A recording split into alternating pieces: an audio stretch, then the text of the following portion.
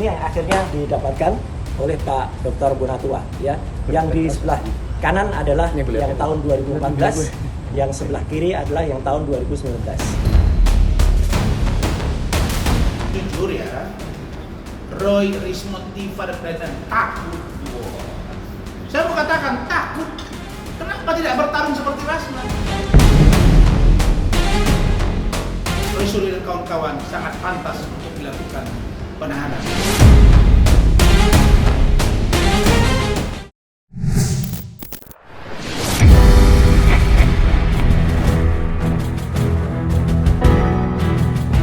Tiga tersangka kasus tudingan ijazah palsu mantan Presiden Joko Widodo alias Jokowi, yakni Roy Suryo, Rismond Sianipar, dan Dr. Tiva belum berhenti bergelia untuk memenangkan kasus hukumnya yang saat ini masih bergulir di Polda Metro Jaya.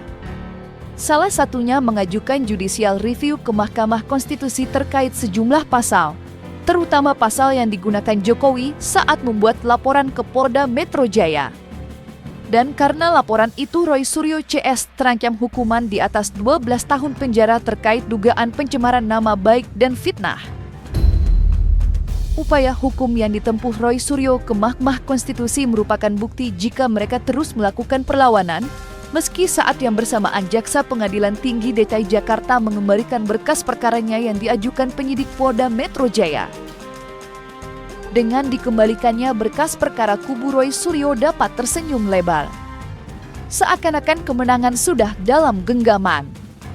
Dan terkait itu pula, kemarin Roy Suryo CS kembali menghadirkan dua saksi ahli, yakni Dr. Bonatua Silalahi dan Dr. Leoni Lydia. Lantas seperti apa hasil pemeriksaan saksi ahli yang dihadirkan Roy Suryo CF? Pasti kita pengen tekan ekspresi, mengedepankan estetika. jelas tadi mendengarkan. Ya, jadi hari ini saya juga mengantar tadi ada dua saksi yang diperiksa ya, sekali itu adalah Pak Dr. Bonatua Silalahi dan juga sekarang yang masih ada di dalam yaitu Dr. Leoni Lydia. Ya, keduanya memberikan tambahan untuk penguatan kesaksian untuk RRT ya, Roy Rismond Tiva, dan banyak pertanyaan yang ditanya oleh teman-teman seputar ketika 2 hari yang lalu ketika Pak Dr. Bonatua akhirnya alhamdulillahnya berhasil mendapatkan salinan legalisasi yang lengkap dari KPU atau Komisi Pemilihan Umum. Saya terus terang saja juga menyatakan turut bergembira dan ini adalah kemenangan rakyat. Dan kita tahu Dr. Bonatua memenangkan gugatan di Komisi Informasi Pusat, yaitu tidak boleh salinan ijazah itu ditutup-tutupin. Jadi semuanya sama, beliau sudah mendapatkan salinan 2014 dan 2019. Dan kalau ngomong seperti itu, maka mirroring harusnya dengan dokumen aslinya. Karena tidak boleh yang diserahkan ke KPU itu adalah dokumen yang lain. Nah, dokumen itulah yang kurang lebih diteliti oleh RRT. Jadi confirm sesungguhnya RRT meneliti dokumen yang sama dengan yang diserahkan kepada KPU, itu yang paling penting ya. Karena walaupun sumbernya dari Dian Sandi, tapi di antara Dian Sandi dan itu sama sebenarnya dokumennya. Jadi bukan dokumen yang berbeda.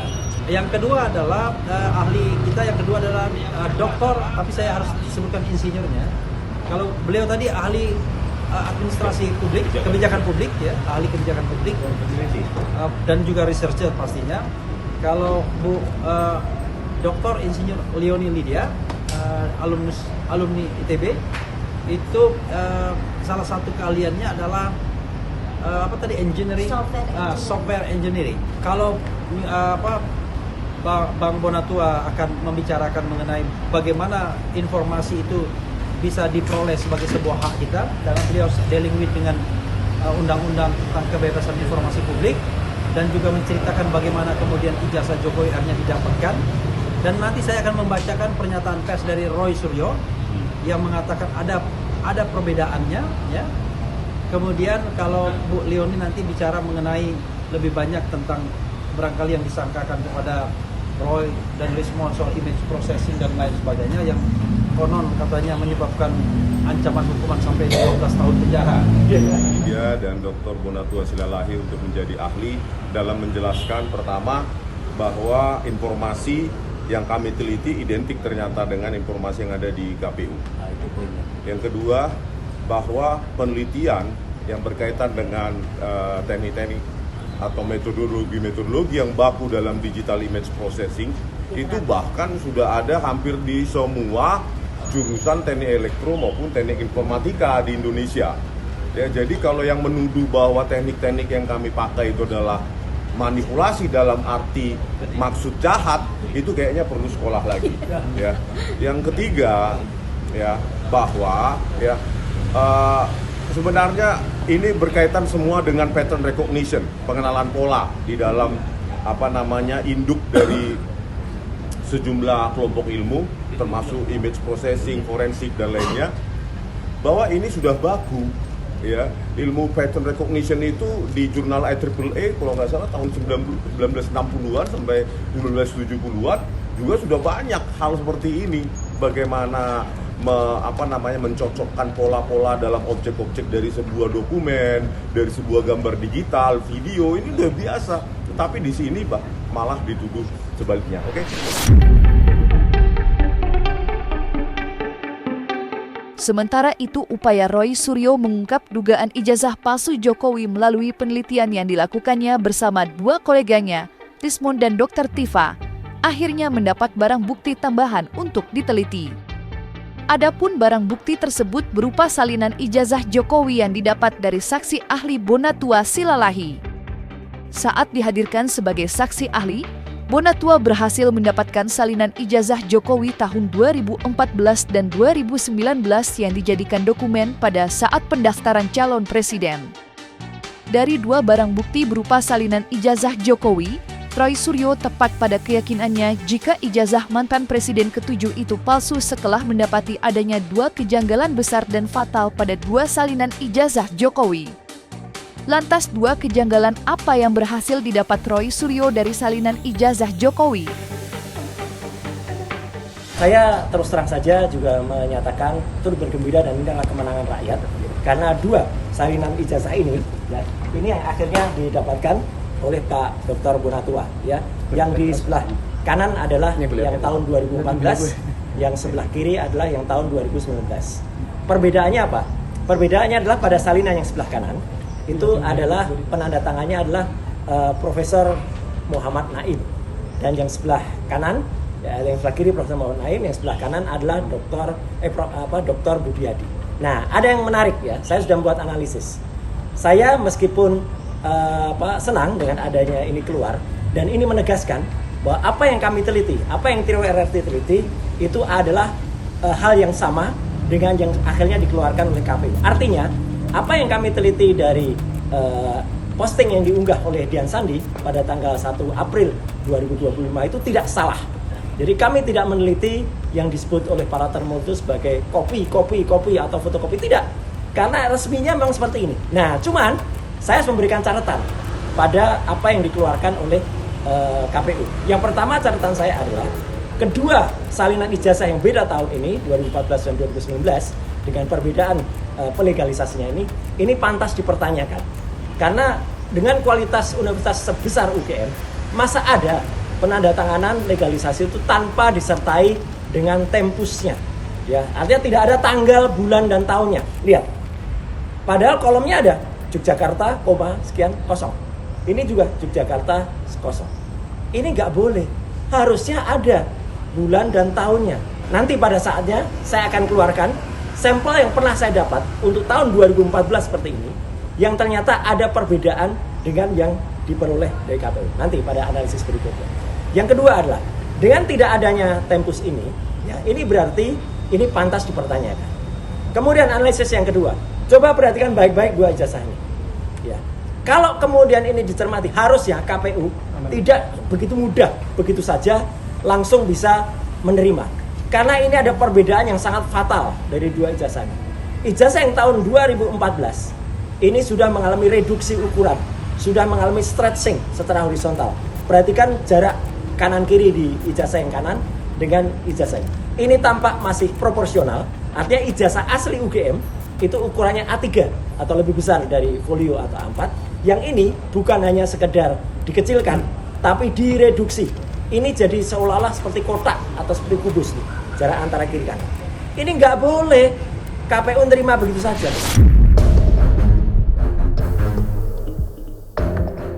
Di sisi lain, praktisi hukum Rasman Arief Nasution memberi tanggapan tegas terhadap langkah Roy Suryo mengajukan judicial review ke Mahkamah Konstitusi terkait sejumlah pasal yang menjeratnya menjadi tersangka. Bagi Rasman, berbagai upaya yang ditempuh Roy Suryo dan salah satunya mengajukan JR ke MK merupakan usaha Roy Suryo mengelur-ulur waktu saja di tengah proses hukumnya yang masih bergulir di penyidikan Polda Metro Jaya. Lantas apa kata Rasman mengenai langkah yang ditempuh Roy Suryo CS agar terbebas dari jerat hukum yang membuatnya menjadi tersangka? Ya, yang saya tahu Roy Suryo itu melakukan judicial review, ya, JR, ya. Di situ menguji beberapa pasal yang disangkakan kepada mereka, termasuk 310, 311, ya, 433, 434, ya kan, dan beberapa pasal yang lain. Menurut saya sudah sampaikan juga salah satu program TV swasta, ini tidak menghalangi. Kalaupun mereka nanti mengajukan itu pendapat hukum saya, dia retrospektif, bukan retroaktif, retrospektif. Ke depan tidak akan berlaku surut. Walaupun ada jurisprudensi, tapi itu kecil. Kalau kita lihat yang terbaru, MK memutus 17 lembaga di luar institusi Polri tidak boleh menjabat. Dan oleh Menteri Hukum mengatakan bahwa itu ditafsir ke depan, bukan saat. Jadi kalau mereka mengajukan ke MK, menurut saya itu hanya buying time, hanya mengulur. Dan sesungguhnya kalau kita mau jujur, mereka ingin tahu ijazah Pak Jokowi. Kalau ingin tahu ijazah Pak Jokowi, kenapa harus melebar kemana-mana? Tunggu saja masuk ke pengadilan, bisa di sana biar bertemu dengan Pak Jokowi. Kan Pak Jokowi bilang, saya akan datang ke sidang pengadilan untuk membuktikan bahwa ijazah saya tidak palsu. Itu nanti akan terbuka dengan terang. Apalagi Roy Rismond Tiva ini bilang sudah menyiapkan 1000 pertanyaan. Ya kalau udah punya 1000 pertanyaan, kenapa mesti pergi kemana-mana? Masuk aja lah di persidangan itu, tanyakan. Saya debat salah satu TV swasta kemarin dengan Khosinuddin. Khosinuddin juga mengatakan bahwa ini seperti mecin bumbu. Ini terlalu ribet. Yang buat ribet mereka, bukan Pak Jokowi. Jujur ya, Roy Rismond Tiva dan takut. Saya mau katakan takut. Kenapa tidak bertarung seperti Rasman? Kalau tidak terima dengan status tersangka, bukan dengan judicial review, tapi pra-peradilan. Nah, pra-peradilan kata Saudara Refli Harun ketika kami dialog satu TV swasta, dia bilang, oh ini harus kita hitung-hitung. Ada klien kami yang khawatir, ada klien kami yang optimis. Lah, terus saya dipancing, ada Saudara Rasman, Adinda Rasman kan kayak nggak tahu aja. Ya, saya nggak ngerti. Yang saya tahu begitu hakim tidak netral, saya lawan dalam rangka konstitusional komplain, bukan arogansi, bukan pengancaman. Saya rasa nggak ada urusannya untuk kriminalisasi dengan MK. Biar tidak ada lagi korban-korban selanjutnya. Kalau merasa kriminalisasi ke kair, tapi sidang dulu lah. Kriminalisasi mana nih? Kalau dianggap kriminalisasi oleh polisi, perginya ke Propam, ke Irwasum, ke Kompolnas, bisa ke Komisi 3 DPR juga, biar diminta pendapat. Tapi kalau mereka ke MK nggak ada hubungannya, nggak ada relevansinya. Keputusan Rasman mendukung Jokowi terkait perseteruannya dengan Roy Suryo CS sepertinya tidak main-main. Itu dibuktikan Rasman dengan mendeklariskan gerakan yang diberi nama Relawan Kami Jokowi Gibran. Dalam deklarasinya, Rasman menuntut Polda Metro Jaya segera melakukan penahanan terhadap 3 tersangka Roy Suryo, Rismond, dan Dr. Tiva. Desakan Rasman agar Roy Suryo CS segera dilakukan penahanan menurutnya logis dilihat dari aspek hukum.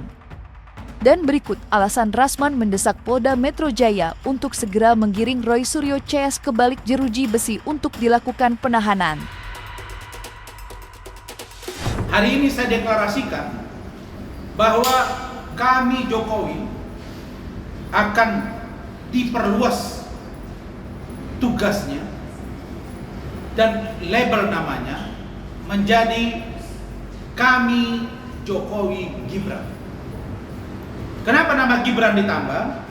Karena saya melihat gerakan-gerakan dari Roy Suryo CS tidak saja diduga merendahkan harkat martabat Pak Jokowi selaku mantan presiden, tapi juga diduga telah merendahkan harkat martabat seorang wakil presiden aktif yang menulis buku Gibran Endgame.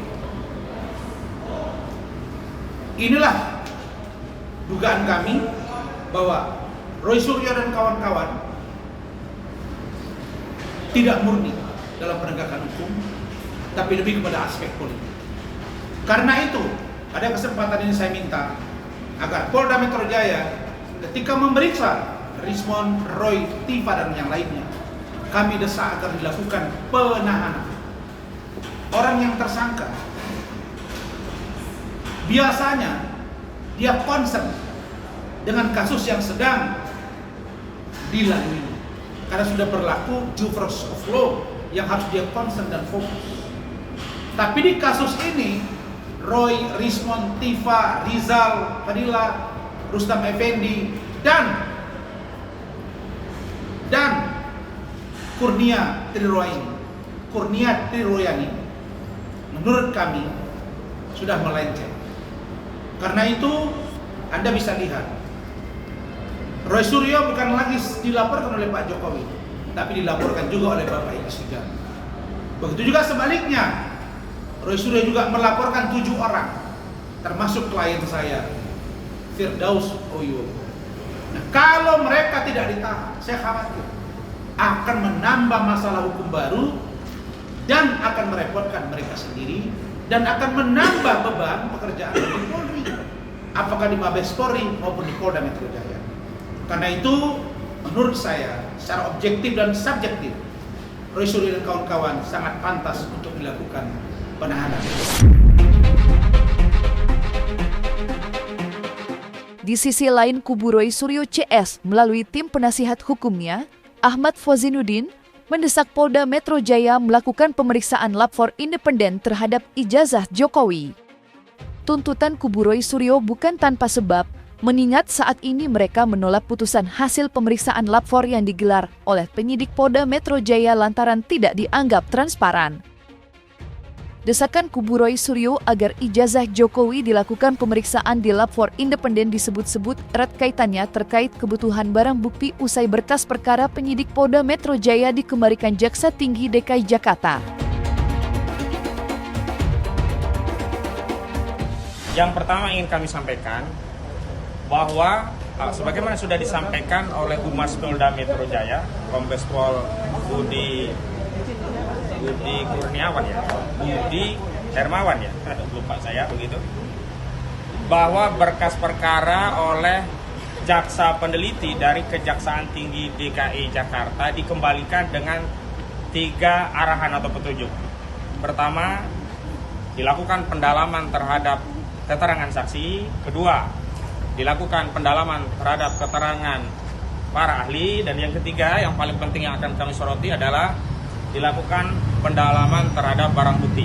Yang paling penting untuk kami sikapi bahwa bukti yang paling penting dalam kasus ini adalah bukti apa yang kita sebut sebagai bukti primary evidence, yakni ijazah pelapor saudara Joko Widodo, yang karena ijazah itu dideskripsikan sebagai ijazah yang palsu berdasarkan penelitian, maka kemudian klien kami Roy Suryo dan kawan-kawan termasuk Bu Kurnia, juga termasuk Bang Rizal Fadila dan juga Bang Rustam Effendi itu dituduh telah melakukan fitnah dan pencemaran.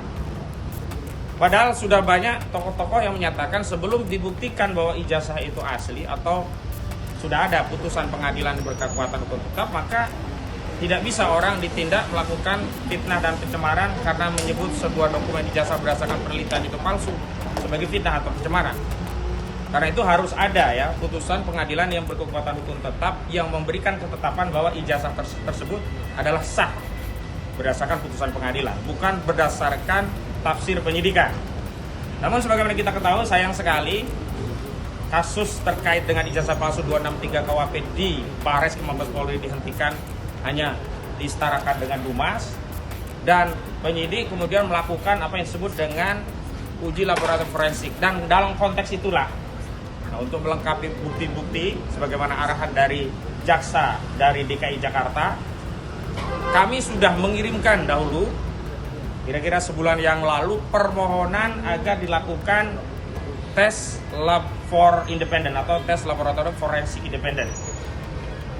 Artinya apa? Kami tidak mengesampingkan bukti yang sudah bisa dikumpulkan oleh penyidik, yakni bukti tes lab for dari Baris Mabes Polri. Namun sekali lagi, karena ada petunjuk dari jaksa untuk melakukan pendalaman terhadap barang bukti, yang salah satu barang bukti paling penting adalah hasil tes uji laboratorium forensik, kami menafsirkan petunjuk jaksa itu adalah bahwa penyidik Polda Metro Jaya wajib menindaklanjuti permohonan kami untuk melakukan tes laboratorium forensik secara independen. Kenapa kami menolak ya sepihak tes dari Baris Mabes Polri? Karena tes itu juga tidak transparan, tidak kredibel, tidak akuntabel, tidak ada kesetimbangan antara posisi klien kami yang sedang melakukan penelitian yang kemudian dikriminalisasi sebagai melakukan fitnah dan pencemaran.